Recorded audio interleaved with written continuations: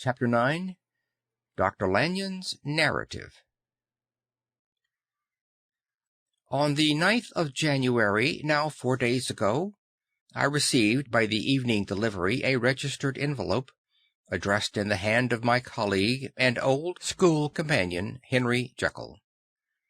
I was a good deal surprised by this, for we were by no means in the habit of correspondence.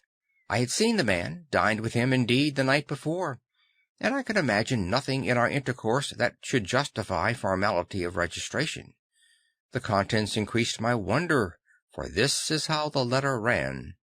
10th December, 18 Dear Lanyon, you are one of my oldest friends, and although we may have differed at times on scientific questions, I cannot remember, at least on my side, any break in our affection. There was never a day when, if you had said to me, "Jekyll, my life, my honor, my reason depend upon you," I would not have sacrificed my left hand to help you. Lanyon, my life, my honor, my reason are all at your mercy. If you fail me tonight, I am lost. You might suppose, after this preface, that I'm going to ask you for something dishonorable to grant. Judge for yourself. I want you to postpone all other engagements for tonight. Even if you were summoned to the bedside of an emperor, to take a cab, unless your carriage should be actually at the door, and with this letter in your hand for consultation, to drive straight to my house. Poole, my butler, has his orders. You will find him waiting your arrival with a locksmith. The door of my cabinet is then to be forced, and you are to go in alone, to open the glazed press, letter E, on the left hand, breaking the lock if it be shut, and to draw out, with all its contents as they stand, the fourth drawer from the top, or, which is the same thing, the third from the bottom. In my extreme distress of mind, I have a morbid fear of misdirecting you. But even if I am in error, you may know the right drawer by its contents: some powders, a vial, and a paper book. This drawer I beg of you to carry back with you to Cavendish Square exactly as it stands. That is the first part of the service. Now for the second. You should be back, if you set out at once on the receipt of this, long before midnight. But I will leave you that amount of margin, not only in the fear of one of those obstacles that can neither be prevented nor foreseen, but because an hour when your servants are in bed is to be preferred for what will then remain to do.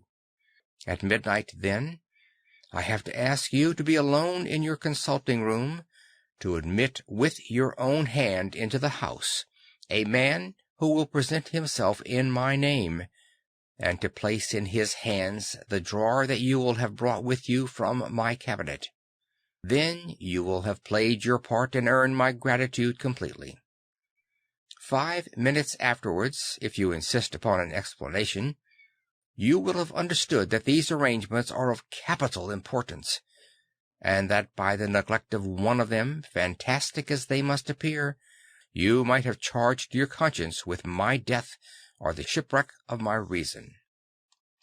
Confident as I am that you will not trifle with this appeal, my heart sinks and my hand trembles at the bare thought of such a possibility. Think of me at this hour, in a strange place, laboring under a blackness of distress that no fancy can exaggerate, and yet well aware that if you will but punctually serve me, my troubles will roll away like a story that is told. Serve me, my dear Lanyon, and save your friend, H.J. P.S. I had already sealed this up when a fresh terror struck upon my soul. It is possible that the post-office may fail me, and this letter will not come into your hands until tomorrow morning. In that case, dear Lanyon, do my errand when it shall be most convenient for you in the course of the day, and once more expect my messenger at midnight. It may then already be too late, and if that night passes without event, you will know that you have seen the last of Henry Jekyll. Upon reading of this letter, I made sure my colleague was insane. But till that proved beyond the possibility of doubt, I felt bound to do as he requested. The less I understood of this farrago, the less I was in a position to judge of its importance, and an appeal so worded could not be set aside without a grave responsibility. I rose accordingly from table, got into a hansom, and drove straight to Jekyll's house. The butler was awaiting my arrival. He had received by the same post as mine a registered letter of instruction, and had sent at once for a locksmith and a carpenter. The tradesmen came when we were yet speaking, and we moved in a body to old Dr. Denman's surgical theatre, from which, as you are doubtless aware, Jekyll's private cabinet is most conveniently entered. The door was very strong, the lock excellent. The carpenter avowed he would have great trouble and have to do much damage if force were to be used, and the locksmith was near despair. But this last was a handy fellow, and after 2 hours' work the door stood open. The press marked E was unlocked, and I took out the drawer, had it filled up with straw, and tied in a sheet, and returned with it to Cavendish Square. Here I proceeded to examine its contents. The powders were neatly enough made up, but not with the nicety of the dispensing chemist, so that it was plain they were of Jekyll's private manufacture, and when I opened one of the wrappers, I found what seemed to be a simple crystalline salt of a white colour. The vial to which I next turned my attention might have been about half full of a blood-red liquor, which was highly pungent to the sense of smell, and seemed to me to contain phosphorus and some volatile ether. At the other ingredients I could make no guess. The book was an ordinary version book, and contained little but a series of dates. These covered a period of many years, but I observed that the entries ceased nearly a year ago, and quite abruptly. Here and there a brief remark was appended to a date, usually no more than a single word, double occurring perhaps 6 times in a total of several hundred entries, and once very early in the list, and followed by several marks of exclamation, "Total failure." All this, though it whetted my curiosity, told me little that was definite. Here were a vial of some salt, and the record of a series of experiments that had led, like too many of Jekyll's investigations, to no end of practical usefulness. How could the presence of these articles in my house affect either the honour, the sanity, or the life of my flighty colleague? If his messenger could go to one place, why could he not go to another? And even granting some impediment, why was this gentleman to be received by me in secret? The more I reflected, the more convinced I grew that I was dealing with a case of cerebral disease, and though I dismissed my servants to bed, I loaded an old revolver that I might be found in some posture of self-defence. 12 o'clock had scarce rung out over London ere the knocker sounded very gently on the door. I went myself to the summons, and found a small man crouching against the pillars of the portico. "Are you come from Dr. Jekyll?" I asked. He told me yes by a constrained gesture, and when I had bidden him enter, he did not obey me without a searching backward glance into the darkness of the square. There was a policeman not far off, advancing with his bull's eye open, and at the sight I thought my visitor started and made greater haste. These particulars struck me, I confess, disagreeably, and as I followed him into the bright light of the consulting room, I kept my hand ready on my weapon. Here at last I had a chance of clearly seeing him.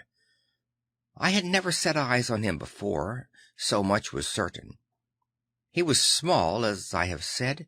I was struck besides with the shocking expression of his face, with his remarkable combination of great muscular activity and great apparent debility of constitution, and, last but not least, with the odd subjective disturbance caused by his neighborhood.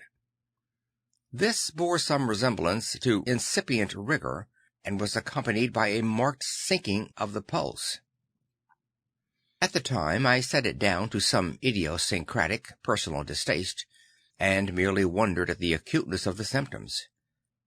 But I have since had reason to believe the cause to lie much deeper in the nature of man, and to turn on some nobler hinge than the principle of hatred. This person, who had thus, from the first moment of his entrance, struck in me what I can only describe as a disgustful curiosity, was dressed in a fashion that would have made an ordinary person laughable.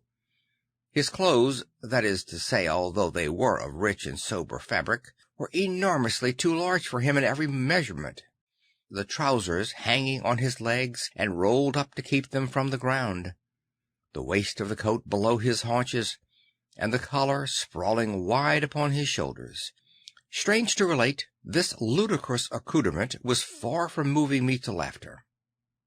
Rather, as there was something abnormal and misbegotten in the very essence of the creature that now faced me, something seizing, surprising, and revolting, this fresh disparity seemed but to fit in with and to reinforce it, so that, to my interest in the man's nature and character, there was added a curiosity as to his origin, his life, his fortune, and status in the world. These observations, though they have taken so great a space to be set down in, were yet the work of a few seconds. My visitor was indeed on fire with sombre excitement. "Have you got it?" he cried. "Have you got it?"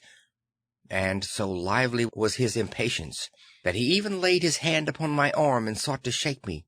I put him back, conscious at his touch of a certain icy pang along my blood.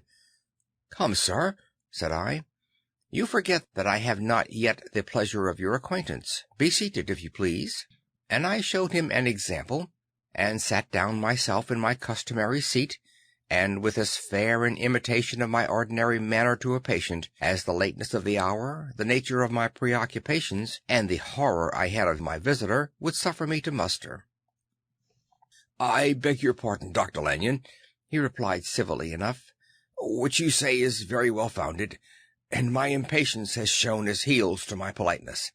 I come here at the insistence of your colleague, Dr. Henry Jekyll, on a piece of business of some moment, and I understood—" He paused and put his hand to his throat, and I could see, in spite of his collected manner, that he was wrestling against the approaches of the hysteria.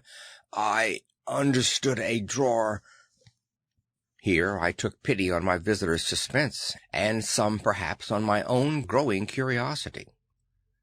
"There it is, sir," said I, pointing to the drawer, where it lay on the floor behind a table and still covered with the sheet. He sprang to it, and then paused, and laid his hand upon his heart. I could hear his teeth grate with the convulsive action of his jaws, and his face was so ghastly to see that I grew alarmed both for his life and reason. "Compose yourself," said I.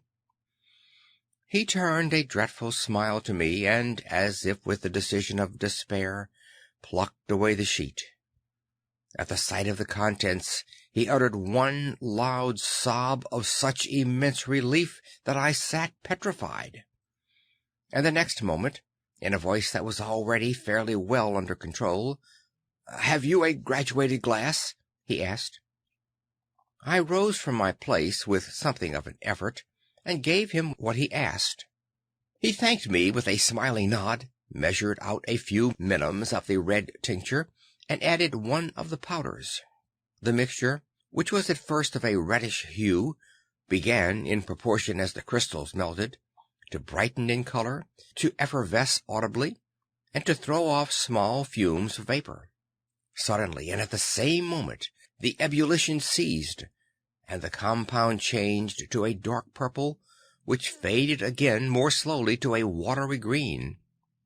My visitor, who had watched these metamorphoses with a keen eye, smiled, set down the glass upon the table, and then turned and looked upon me with an air of scrutiny. "And now," said he, "to settle what remains. Will you be wise? Will you be guided? Will you suffer me to take this glass in my hand, and to go forth from your house without further parley? Or has the greed of curiosity too much command of you? Think before you answer, for it shall be done as you decide. As you decide, you shall be left as you were before, and neither richer nor wiser, unless the sense of service rendered to a man in mortal distress may be counted as a kind of richness of the soul. Or, if you shall so prefer to choose, a new province of knowledge and new avenues to fame and power shall be laid open to you here in this room upon the instant, and your sight shall be blasted by a prodigy to stagger the unbelief of Satan. Sir, said I, affecting a coolness that I was far from truly possessing, you speak enigmas, and you will perhaps not wonder that I hear you with no very strong impression of belief. But I have gone too far in the way of inexplicable services to pause before I see the end. It is well, replied my visitor. Lanyon, you remember your vows. What follows is under the seal of our profession. And now, you who have so long been bound to the most narrow and material views, you who have denied the virtue of transcendental medicine, you who have derided your superiors, behold! He put the glass to his lips and drank at one gulp. A cry followed. He reeled, staggered, clutched at the table and held on, staring with injected eyes, gasping with open mouth, and as I looked there came, I thought, a change. He seemed to swell. His face became suddenly black, and the features seemed to melt and alter. And the next moment I had sprung to my feet and leaped back against the walls, my arms raised to shield me from that prodigy, my mind submerged in terror. "Oh, God!" I screamed, and "Oh, God!" again and again, for there, before my eyes, pale and shaken and half fainting and groping before him with his hands like a man restored from death, there stood Henry Jekyll. What he told me in the next hour I cannot bring my mind to set on paper. I saw what I saw, I heard what I heard, and my soul sickened at it, and yet now when that sight has faded from my eyes, I ask myself if I believe it, and I cannot answer. My life is shaken to its roots. Sleep has left me. The deadliest terror sits by me at all hours of the day and night, and I feel that my days are numbered, and that I must die, and yet I shall die incredulous. As for the moral turpitude of that man unveiled to me, even with tears of penitence, I cannot even in memory dwell on without a start of horror. I will say but one thing, Utterson, and that, if you can bring your mind to credit it, will be more than enough. The creature who crept into my house that night was, on Jekyll's own confession, known by the name of Hyde, and hunted for in every corner of the land as the murderer of Carew. Hasty Lanyon.